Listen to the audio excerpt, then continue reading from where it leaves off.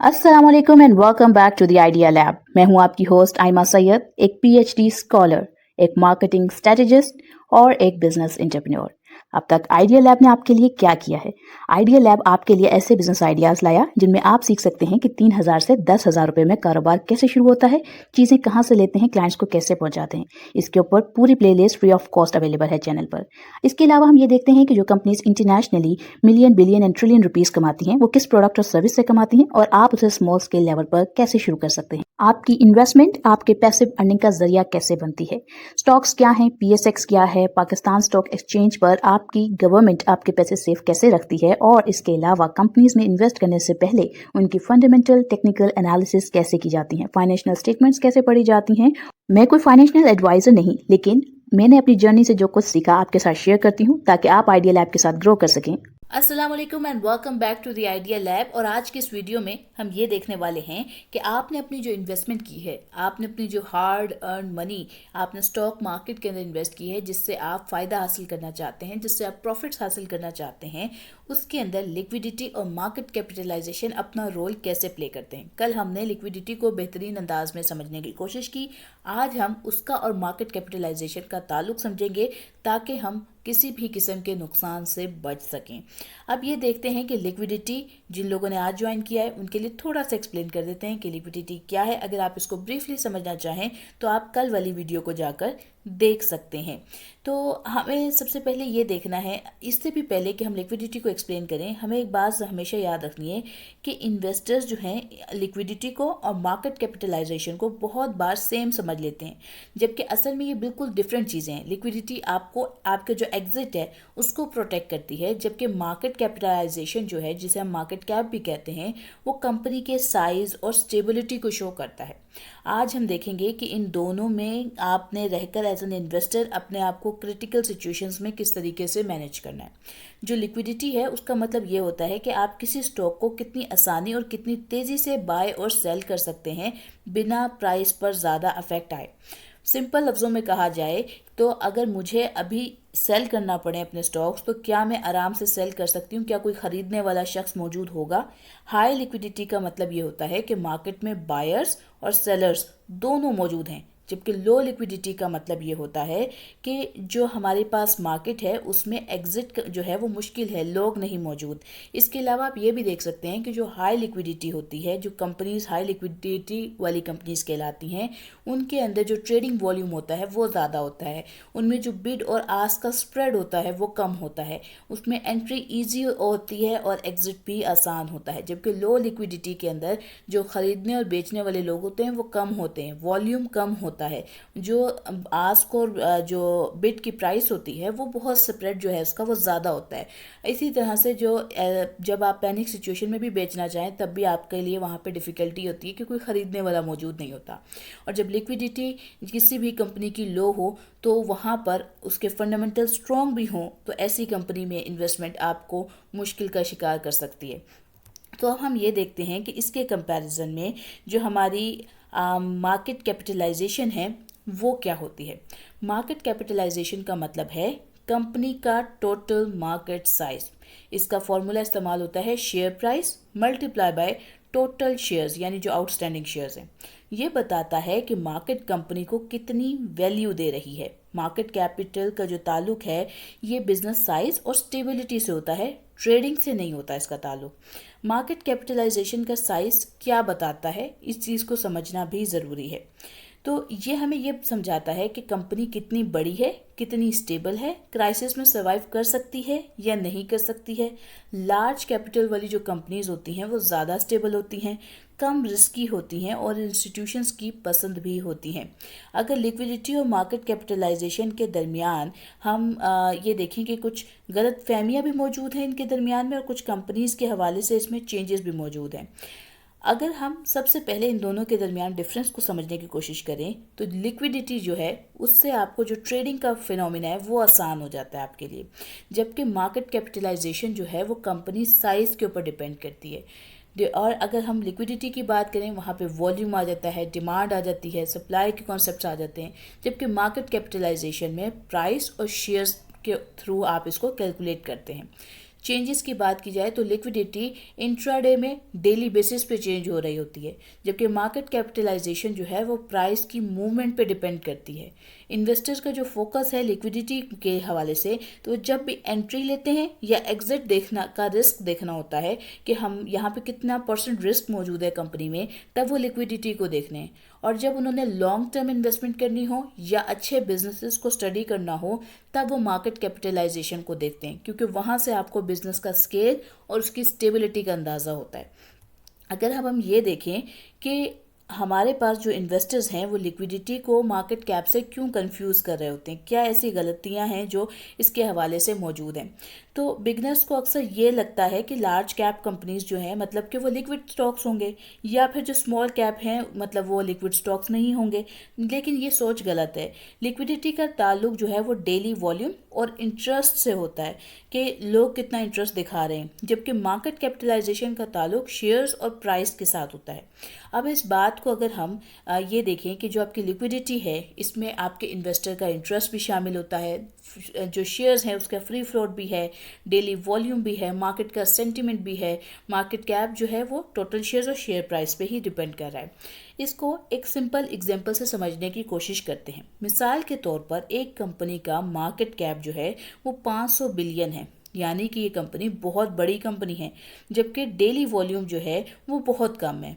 और market B जो है वहाँ पर मार्केट कैपिटलाइजेशन 20 बिलियन है, यानी एक मिडिल कैप कंपनी मौजूद है, और जो डेली वॉल्यूम आ रहा है वो बहुत ज़्यादा है। तो कंपनी बी जो है वो ट्रेड करना ज़्यादा आसान है, चाहे वो छोटी कंपनी हो। और अब जो कह लें कि लिक्विडिटी है पहली कंपनी की वो वीक कहलाएगी, जबकि लिक्विडिटी जो बी कंपनी की है वो स्ट्रॉन्ग कहलाएगी। तो यहाँ पर मार्केट कैप और जो लिक्विडिटी है वो एक दूसरे से डायरेक्टली प्रोपोर्शनल हो ये ज़रूरी नहीं है, ये अक्सर एक दूसरे से वेरी भी कर सकते हैं। फंडामेंटल कंपनीज भी अक्सर लिक्विडिटी के हवाले से वीक होती हैं और उनको देखकर ही आप इन्वेस्ट करते हैं। अब अगर आपने इजीली किसी लिक्विडिटी वाली कंपनीज को फाइंड करना है तो आगे चल के मैं बात करूंगी कि आप वो कैसे फाइंड कर सकते हैं। लिक्विडिटी के बगैर जो लार्ज कैप वाली कंपनीज होती हैं उनके बारे में बात करते हैं। कभी कभी छोटी या जो मिडिल कैप कंपनीज होती हैं उनमें न्यूज़ आ जाती हैं, सेक्टर हाइप हो जाता है, रिटेल इंटरेस्ट बहुत ज़्यादा होता है, इसलिए इससे जो टेम्परेरी जो उनकी लिक्विडिटी है वो क्रिएट हो जाती है, मगर ये लिक्विडिटी हमेशा स्टेबल नहीं होती है। इसी तरह से अगर हम लार्ज मार्केट कैप में अगर लो लिक्विडिटी हो उसको देखें तो पीएसएक्स में अक्सर ऐसी कंपनीज हैं जहां पर शेयर्स की जो फैमिली का ग्रुप है कि वो एक लॉक सिस्टम के हिसाब से चलना शुरू हो जाता है लार्ज कंपनीज जो होती हैं उनके अंदर। और अगर फ्री फ्लोट को देखा जाए तो वो बहुत कम होता है। उसमें रिजल्ट क्या निकलता है, मार्केट कैप बड़ा रहता है लेकिन जो डेली ट्रेड है वो बहुत कम होती है, यानी बहुत सारे जो शेयर्स हैं वो लॉक हो चुके होते हैं, बहुत सारे बड़े जो इन्वेस्टर्स होते हैं वो होल्ड कर चुके होते हैं और वो बेच नहीं रहे होते हैं। तो यहाँ ये बहुत एक डेंजरस कम्बिनेशन हो जाता है जहाँ पर कंपनी तो अच्छी है, मार्केट कैप तो अच्छा है, लेकिन लिक्विडिटी नहीं है। लिक्विडिटी का रिस्क वर्सेस मार्केट कैप का रिस्क क्या है? लिक्विडिटी के रिस्क का मतलब होता है कि आप सेल नहीं कर सकते जब चाहें, यानी आपको पास सेलर नहीं है, जबकि और प्राइस गिर जाता है तो एग्जिट के टाइम पर तो आपके लिए वक्त मुश्किल भी आ जाता है। पैनिक सेलिंग जो है वो आपको बहुत ज़्यादा महंगी पड़ सकती है। और अगर मार्केट कैप के रिस्क की बात करें तो कंपनी का बिजनेस अनस्टेबल होगा तो आपको फ़ायदा नहीं होगा, क्योंकि कंपनी अगर सेल्स नहीं करेगी, अपने प्रॉफिट जनरेट नहीं करेगी, अच्छा काम नहीं करेगी, अच्छी मैनेजमेंट नहीं दिखाएगी, तो आपके लिए उस कंपनी में आपकी इन्वेस्टमेंट डूबने के चांसेस ज़्यादा होंगे। और इसी तरीके से जो हायर बिजनेस के फेलियर्स हैं उनकी प्रोबेबिलिटी भी ज़्यादा होती है अगर उनका मार्केट कैप जो हो वो कम हो। अर्निंग वॉलेटिलिटी की बारे में बात की जाए तो जो लिक्विडिटी है वो आपकी जो ट्रेडिंग है उसके अंदर उसका रिस्क का इफेक्ट ज़्यादा होता है, जबकि मार्केट अर्निंग वॉलेटिलिटी जो है वो मार्केट कैप के अंदर ज़्यादा देखी जाती है। अब क्योंकि उससे बिजनेस का ताल्लुक होता है। अगर हम इसमें ये देखें कि इन्वेस्टर्स के लिए ये चीज़ें क्यों अहमियत रखती हैं और डिफरेंट इन्वेस्टर्स की डिफरेंट अप्रोचेस क्या हो सकती हैं। अगर लॉन्ग टर्म इन्वेस्टर की बात करें तो जो लॉन्ग टर्म इन्वेस्टर होता है वो मिडिल कैप कंपनीज में और लार्ज कैप कंपनीज को प्रेफर कर रहा होता है। जो लिक्विडिटी होती है वो हमेशा इम्पोर्टेंट होती है, चाहे फिर वो लॉन्ग टर्म इन्वेस्टर हो या फिर आपका स्विंग ट्रेडर हो। और ये जो डेली ट्रेडिंग पे जो लोग काम कर रहे होते हैं उसमें क्रूशियल ना भी हो, लेकिन एक लॉन्ग टर्म के अंदर इसको ज़रूर देखकर आपको इन्वेस्ट करना चाहिए। और लॉन्ग टर्म इन्वेस्टर जो है वो कंपनी के फंडामेंटल्स पे बहुत फोकस करता है। और अगर हम स्विंग ट्रेडर के हवाले से बात करें तो वो लिक्विडिटी उसके लिए बहुत क्रूशियल होती है, क्रिटिकल होती है, वो हाई वॉल्यूम्स को प्रेफर कर रहा होता है।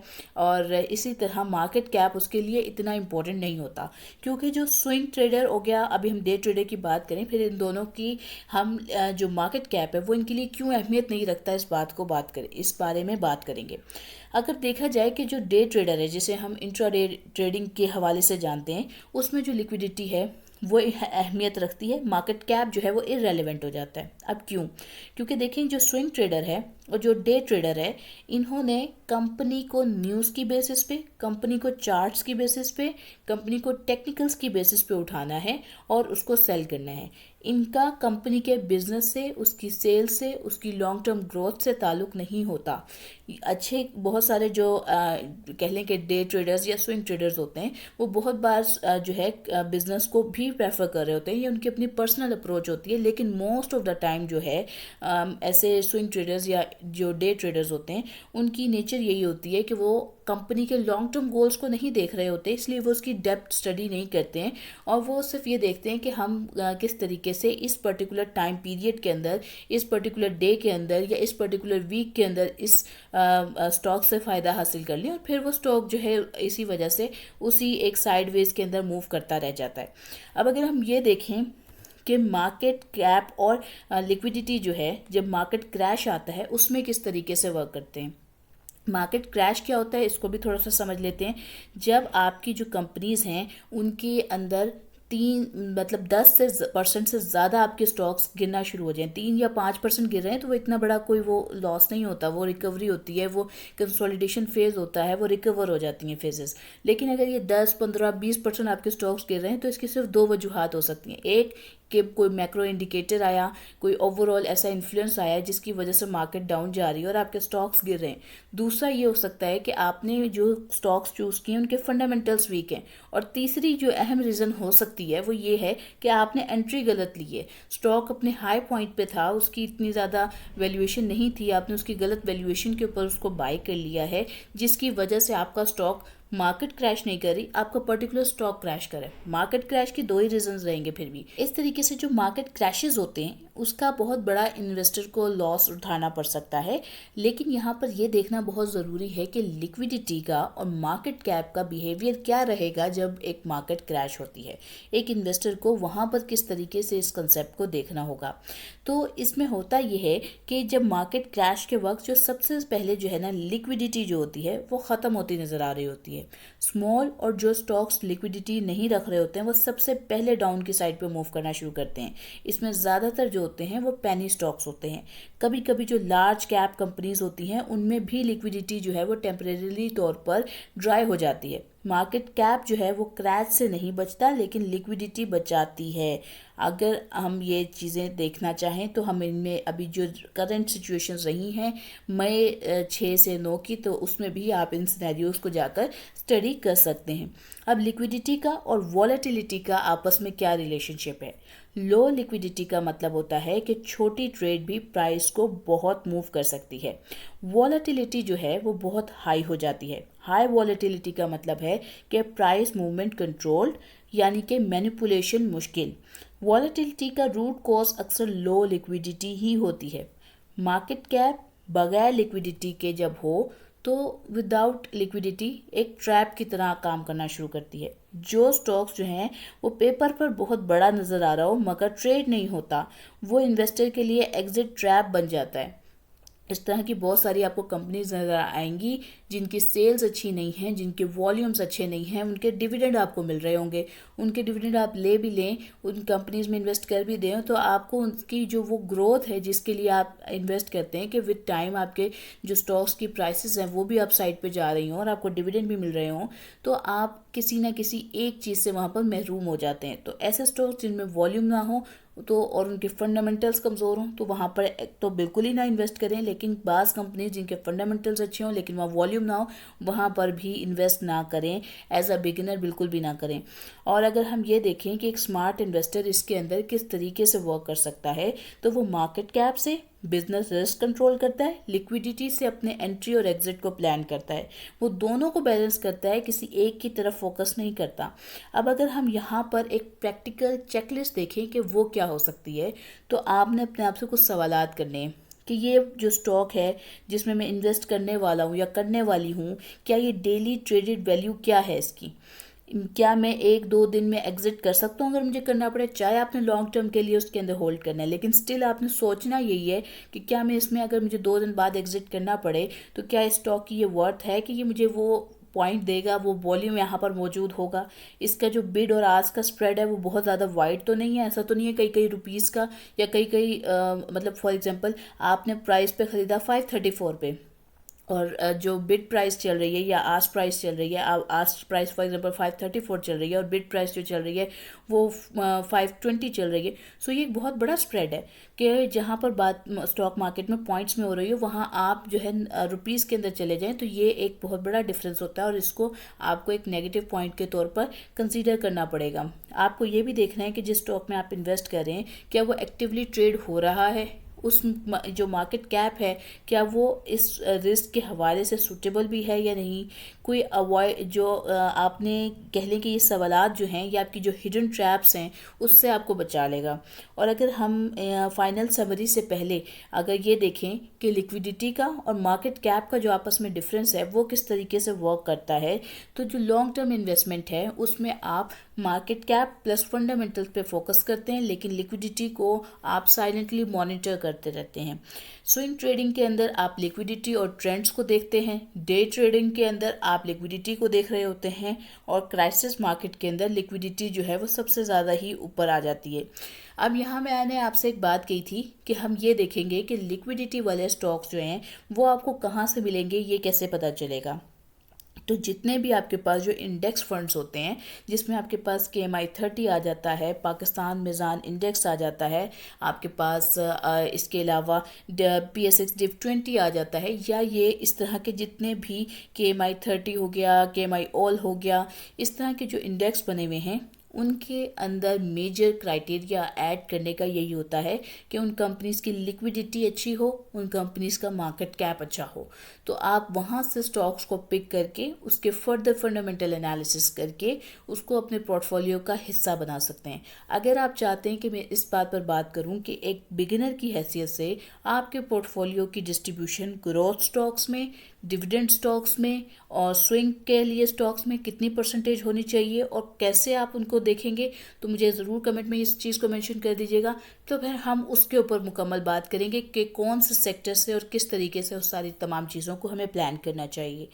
तो उम्मीद करती हूँ आपको आज की वीडियो अच्छी लगी होगी, आपने चैनल को लाइक किया होगा, शेयर किया होगा, सब्सक्राइब किया होगा। मुझे दुआ में याद रखिएगा। इंशाअल्लाह फिर एक अच्छी वीडियो के साथ मुलाकात होगी।